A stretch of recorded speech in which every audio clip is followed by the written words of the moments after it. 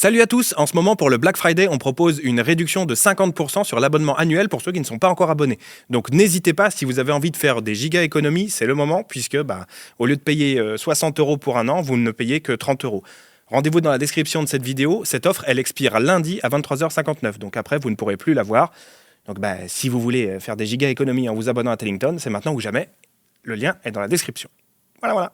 Bon épisode. Retrouvez l'intégralité des épisodes de cette série, ainsi que des dizaines d'autres œuvres inédites sur Tellington, notre plateforme dédiée à la fiction sonore, originale et autoproduite. Tellington est disponible sur Android, iOS et par navigateur. N'hésitez pas à vous abonner à la plateforme pour soutenir notre travail. Le lien est dans la description.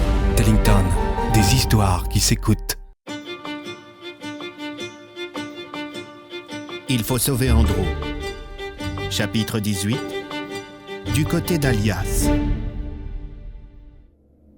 La pièce était sombre et une épaisse poussière recouvrait la plupart des meubles, qui eux-mêmes étaient recouverts de dizaines de livres, de cartes et de feuilles de papier. Des rapports par centaines. Des informations clés par milliers. C'était le bureau du général Farwell, le chef des renseignements de l'Alliance. L'homme était particulièrement paranoïaque ces derniers temps, et il empêchait même la femme de ménage de rentrer dans son bureau. Il avait la seule clé permettant d'ouvrir la porte, et personne n'avait le droit de pénétrer dans la pièce s'il n'était pas lui-même à l'intérieur. Devant la porte se trouvaient en permanence deux gardes. Le premier surveillait les allées et venues, et le second surveillait le premier. Assis devant le bureau, face au chef des renseignements, se trouvait le chef de la DPA. Derrière lui se tenait le colonel Talbot Ferral. Le taurin demeurait debout, les bras croisés et le regard inquiet. Si je comprends bien, ce fameux passe-partout magique pourrait permettre à nos ennemis de pénétrer Isenak sans passer par Porte-Fleuve.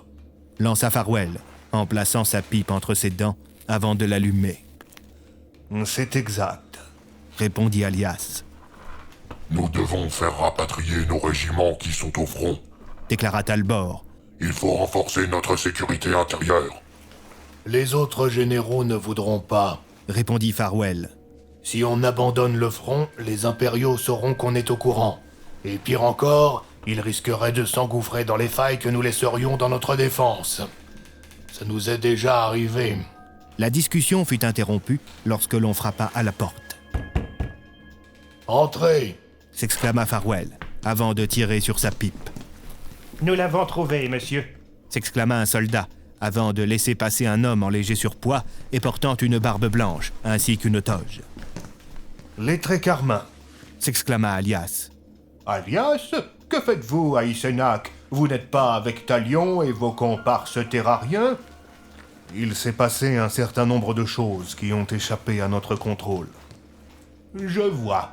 Je vois également que si ce cher général Farwell vous a accueilli dans son bureau, c'est que l'heure est grave.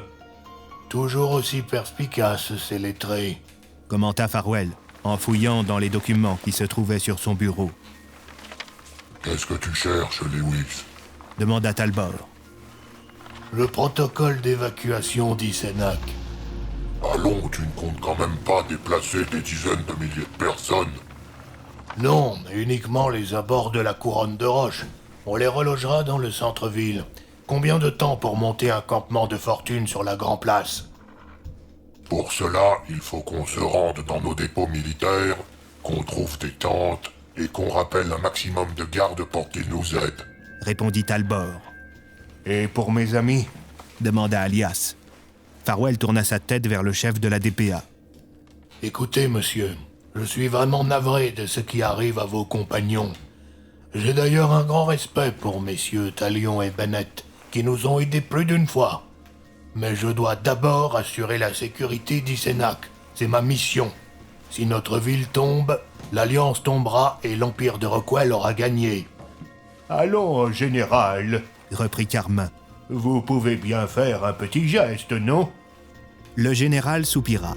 Il fouilla de nouveau dans sa pile de documents. Il en tira le rapport d'un espion. Est-ce que vous connaissez les Dokipa Camélia et Cornelius? Oui, bien sûr. Quand on rencontre ces deux vieux bougres, on ne les oublie pas. Déclara Alias. Ils ont été enlevés en même temps que votre ami Andrew. déclara Farwell. Mais eux, ils n'ont pas été transférés au même endroit que lui. Ils ont été enfermés dans un centre de détention situé dans les plaines du Nord. C'est plutôt loin d'ici, les plaines du Nord, Commenta Carmin. Je n'ai pas terminé. Reprit Farwell. On a un gars infiltré dans cette prison qui nous a informé du transfert de ces 2 prisonniers pour Imperia il y a 2 jours. L'ordre a été signé par un certain Général Railway, que vous connaissez bien. On peut facilement supposer qu'à la lueur des informations que vous nous avez communiquées, il est fort probable que cela soit lié à vos récentes mésaventures. Ils cherchent sans doute à rapatrier les Dokipa au cœur des territoires impériaux pour éviter leur libération en cas d'embrasement du conflit. Déclara Talbot. Je ne vois pas en quoi c'est une bonne nouvelle. Répondit Alias. Du peu que je connais de votre monde, Imperia n'est pas la porte à côté, c'est une vraie forteresse. Détrompez-vous, mon cher. Poursuivit Carmin. Si leur transfert remonte à 2 jours, ils ne sont pas encore arrivés à Imperia. Cornelius et Camélia sont probablement à l'heure actuelle dans une simple charrette qui file à vive allure sur les routes pavées du centre continental. On pourrait donc leur tendre une embuscade. Réalisa Alias. Tâchez de ne pas la foirer, celle-là. Lança Farwell. Mais je suis seul. Lança Alias. Non, vous ne l'êtes pas. Déclara le général. Moi, je reste ici pour gérer l'évacuation des zones sensibles.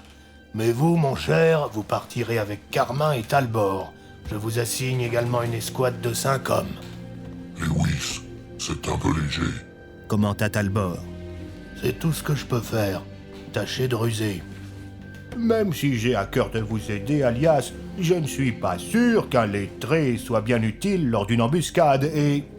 Quand il vit les yeux du général, du colonel et du chef de la DPA se poser sur lui, Carmin se tut. Oui, eh bien, c'est avec plaisir que je vous accompagnerai, mes amis. Lança le lettré d'un air peu rassuré. C'est ainsi qu'Alias, Carmin, Talbot et un petit groupe de soldats traversèrent Isenac en direction de Portefleuve. Au centre de la ville endormie, tout semblait calme. Mais dans la périphérie, tout près de la couronne de roches, une vive agitation régnait. On entendait des sifflets par dizaines. Ils étaient utilisés par les gardes pour se repérer et donner l'alerte.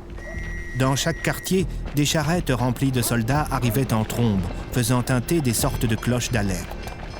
Les militaires en sortaient alors à vive allure, parfois même avant leur arrêt complet, et fonçaient vers les maisons. Partout, des hommes en uniforme frappaient aux portes, réveillant les habitants endormis et les invitant à prendre un minimum d'affaires et à se diriger vers le centre d'Isenac. À peine le groupe d'Alias avait-il quitté le quartier des silences que Farwell avait ordonné la mise en place du protocole d'évacuation. Dans quelques heures, plusieurs centaines de personnes seraient déplacées. Eh bien, on peut dire que le général Farwell n'a pas perdu de temps. Déclara Alias. Si seulement mes hommes étaient aussi efficaces... Quand on est en guerre depuis aussi longtemps, on finit par ressentir au plus profond de soi l'importance de ce genre de choses. Répondit Talbot, tandis que des soldats le saluaient. Il s'était arrêté devant un poste de garde. Vous savez monter à cheval, Alias? Je suis loin d'être un expert, mais oui. En ce qui me concerne, je suis plutôt mauvais. Déclara Carmin. Vous montrez avec Alias. Répondit Talbot, en tendant les rênes d'un cheval au chef de la DPA. Je ne peux pas vous prendre avec moi, car nous serions trop lourds. Les hommes de l'escouade qui accompagnaient le petit groupe s'empressèrent de se trouver des montures et tous partirent au galop, en direction du tunnel de Portefleuve, seul point de passage entre Isenac et le reste du monde. Très vite, ils quittèrent les sentiers pour couper à travers champs. « Où est-ce que nous allons ?» cria Alias. Les secousses du cheval envoyaient baltringuer le sac qui contenait son fusil à lunettes. Ce dernier heurtait à répétition le pauvre lettré Carmin qui tentait de lire un parchemin. « Nous cherchons à rejoindre les routes pavées du centre continental. » cria Talbot. « C'est le seul chemin que peut emprunter une charrette pour rejoindre Imperia depuis les plaines du Nord. » Sommes-nous certains de pouvoir tomber sur ceux que nous cherchons ? Demanda Carmin. Nous sommes bien plus rapides et mobiles qu'eux. s'exclama Talbot. Ce n'est qu'une question d'heure. Et que ferons-nous Reprit Carmin. si ce sont eux qui nous tombent dessus? Au même instant, à plusieurs kilomètres de là, un cortège de soldats impériaux avançait lentement, le long de la grande route.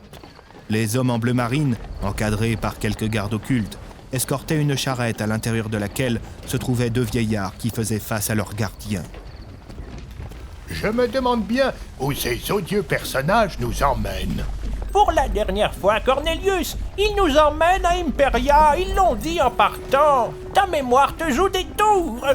Pardonnez-moi, ma chère, c'est juste que je suis très fatigué. Le vieux propriétaire de porte se tourna vers son gardien. J'ose espérer que là où vous nous amenez, les couchettes seront d'une meilleure qualité. J'ai un mal de dos épouvantable. Non, mais sans déconner, vous croyez à l'hôtel ou quoi? On peut s'attendre à un meilleur accueil pour des prisonniers aussi âgés que nous. Ponctua Camélia, Bien dit, ma chère. s'exclama Cornelius. Nous avons le bénéfice de l'âge. Vous nous devez le respect, jeune homme. Nous écumions ce monde bien avant que vous ne veniez le rejoindre. Et bien avant que vos parents ne viennent au monde. Précisa Camélia. Et bien avant que leurs parents ne viennent au monde. Vous faites vraiment la paire, vous deux. Commenta le gardien. Des centaines d'années de vie commune. Répondit Cornelius en regardant sa chère et tendre. Et vous arrivez encore à vous supporter. Oh, il y a des hauts et des bas, vous savez. Reprit Camélia. Ce qui compte, c'est de toujours respecter l'autre et de laisser les individualités s'exprimer. Nous sommes deux êtres à part entière et nous nous additionnons pour créer quelque chose de plus grand. Pas vrai, ma chère? Ok, oui. On ajoute sans enlever. Le gardien roula des yeux. Merci pour ces précieux conseils matrimoniaux. Et vous, mon cher, vous avez une petite chérie? Demanda Camélia, intriguée. Ouais, je retourne la voir lors de ma prochaine permission. Oh, et comment s'appelle-t-elle? Demanda Cornelius. Juliette. Oh, quel joli nom. S'exclama Camélia. Et du coup, pourrions-nous savoir où vous nous emmenez? Demanda le vieux barbu en toge. Cornelius! Rouspéta Camélia. Je plaisantais, voyons. Je sais très bien que nous allons à Port-Noble. À Imperia.